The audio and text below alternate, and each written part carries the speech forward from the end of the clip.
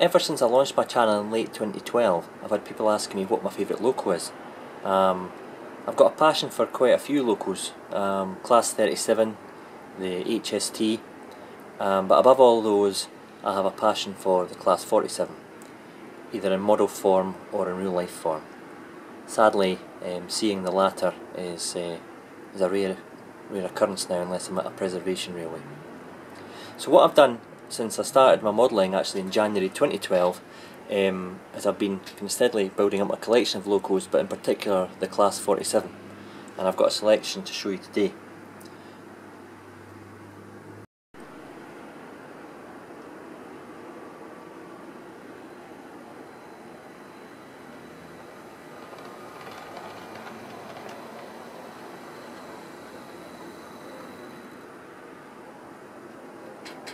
Okay, the very first locomotive that I acquired for the layout was this Class 47 from Rails of Sheffield. It's a limited edition.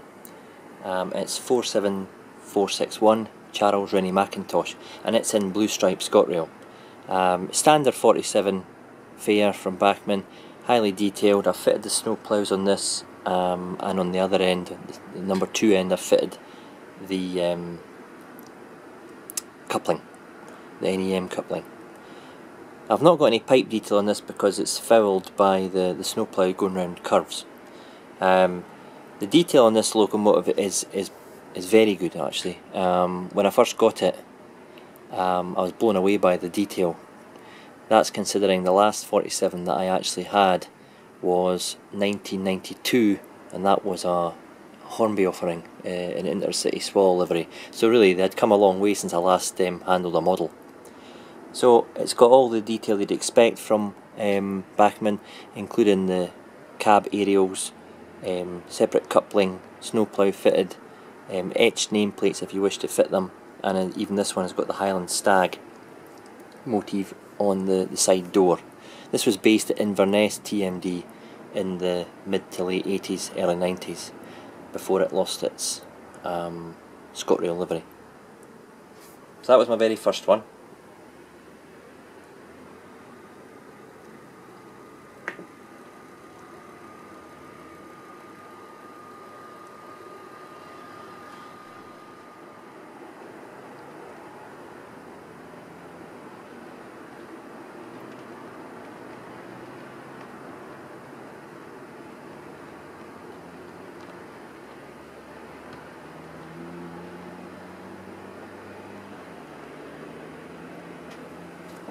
This was also bought from Rails of Sheffield in the bundle that I bought the Charles Rennie Mackintosh in, and it's 47541, the Queen Mother. This is in red stripe ScotRail, more of a intercity style, with a red stripe with the white stripe above it. There wasn't as many of these around, obviously, as the intercity marked ones. However, this one's got the Highland Stag motif on the side.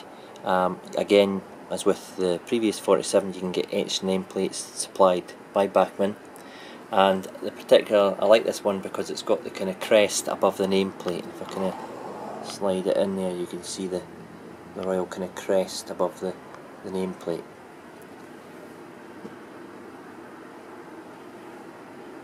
These 47s are fitted with etched fan grills and non-rotating fans inside, which is fine. I don't particularly need the fan to rotate inside, as I've found with my Class 56 from Hornby. All it does is affect the smooth running of the motor, so you know it's a nice thing to have, but if it doesn't do the loco any good, then I'm afraid that's no use to me. This one's highly detailed, white painted, handrails next to the cab. Doesn't have a cab opening, the doors don't open on these ones. Again, something that you have but really never use. You know, one of these little details it's nice, but it's an added luxury that just adds cost to a model. This one hasn't got the cab aerials fitted on the roof, so it's got a kind of cleaner look to it, as an earlier 47 would.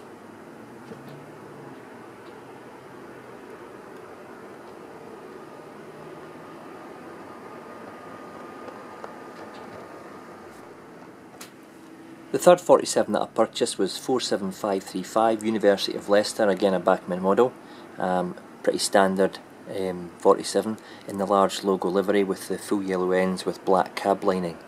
This has got the silver kind of grey roof on it as well, which adds a bit more of a striking appearance to it than just the overall, you know, dark roof.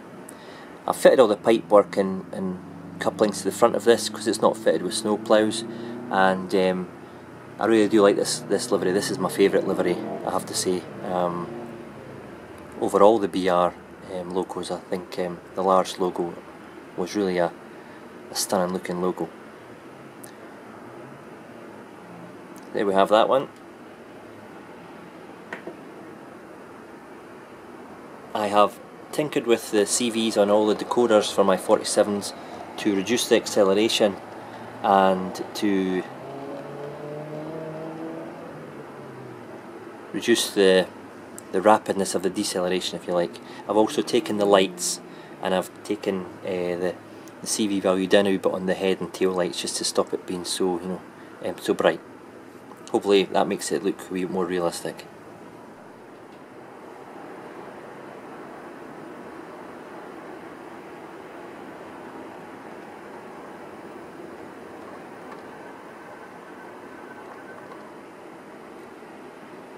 This is a class 47-7, which is designated for push-pull duties, which was seen on the Glasgow Queen Street to Edinburgh Waverley route in the mid-80s to the late 80s, and this is in the ScotRail blue stripe as it was latterly. These services started in the early 80s in their blue BR blue liveries, but gradually with the rolling stock was painted the same as the locos, and it was a striking looking loco with rake going out of Edinburgh Waverley.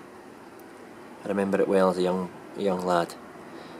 This is 47710 Sir Walter Scott, and this was based at Haymarket, as is the emblem above the nameplate, and this is without cab aerials, and this one latterly did have cab aerials, as most 477s did, but for some reason Bachmann have not put it on this particular model.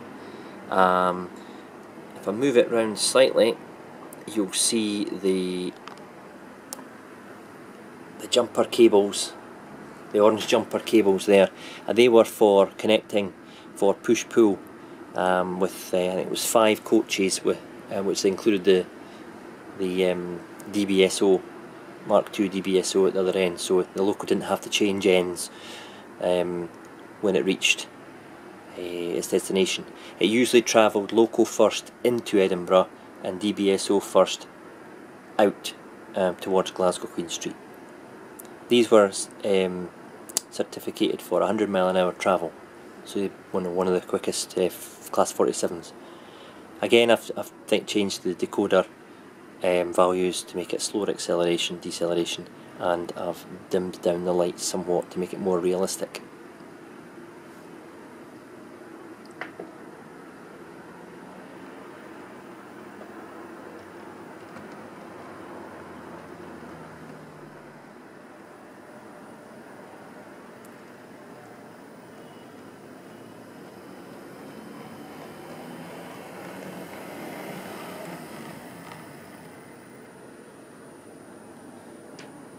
The 47 you have in front of you now is number 47834 Firefly. This is an intercity swallow livery. It really is an exquisite livery. Just move the camera around a little bit. Got this at the tail end of 2013. It's a current Bachmann model and it's standard 47 fare. This particular loco has features that stand out from the other 47s in that it has the silver buffers and the yellow detail on the bogies and white rimmed wheels. This is because this particular loco was assigned to Royal Train duties and was kept in tip-top condition, and when it wasn't running Royal duties, it was, you know, seen in the southwest, pulling intercity services to and from the capital. So I really do like this loco. This was the first 47 that I bought new when I was a young lad in the Swallow livery. But as I said earlier, this was a Hornby one, and you know, the comparison between the Hornby one and this one is just night and day. This really is a magnificent loco. Still to fit any buffer detail to this one, so it's looking quite bare. It disappears into the Waverley tunnels.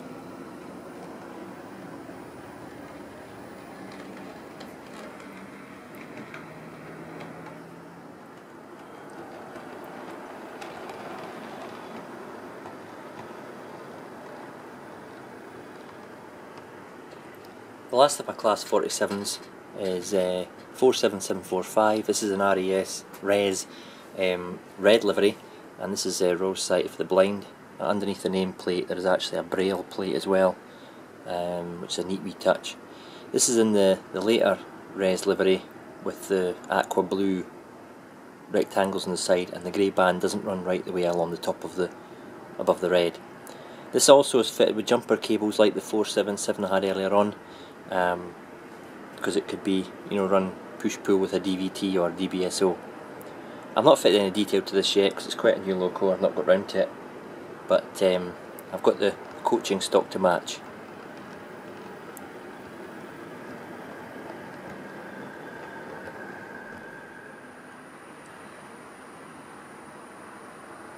Well, I hope you've enjoyed my quick run through of my 47 fleet today. As I say, I've got 6 just now.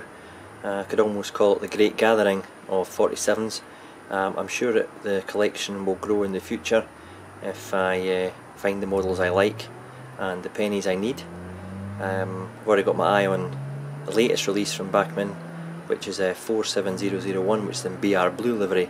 We'll see how that turns out. I might get that one with sound when it released, I don't know, maybe middle of next year. Any questions, comments, suggestions about my my review and my 47s, then please just, as always, post a comment or drop us a message. Thanks just now.